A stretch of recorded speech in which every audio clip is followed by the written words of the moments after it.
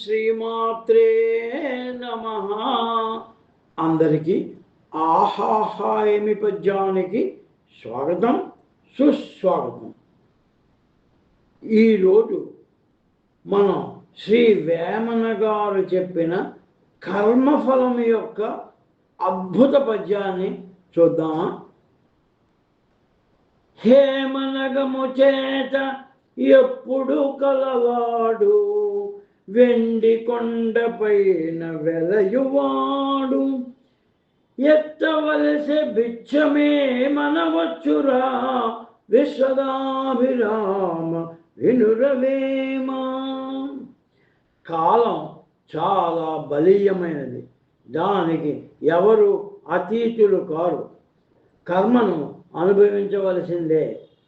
కర్మానుబంధీని మనుష్యలోకే అనే కాదు, త్రిమూర్తులైన వారు కూడా కర్మకు వశవర్తులే. ఎన్నో మహిమలను తన లీలలను చూపించిన సాక్షాత్ భగవత్ స్వరూపుడైన ఆ శ్రీకృష్ణుడు ఎక్కడో ఎవరికీ తెలియని ఒక అడవిలో ఒక బోయవాని బాణానికి ప్రాణాలు వదులుతాడు.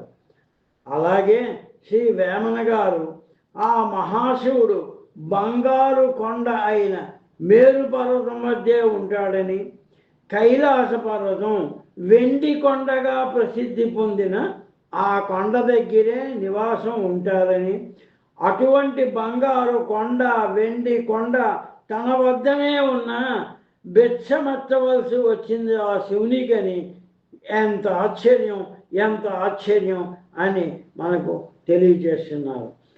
బ్రహ్మగారి ఒక శిరస్సును ఖండించడం చేత ఆ పాప విముక్తికి శివుడు భిక్షమిచ్చాడన్న సంగతి మనకు తెలుసు కదా. ఆహా, కర్మఫలం ఎంతటి వారిని విడిచిపెట్టదు. సాక్షాత్ భగవత్ స్వరూపులైన వారికి కూడా కర్మఫలం అనుభవించవలసిందే అంటున్నారు.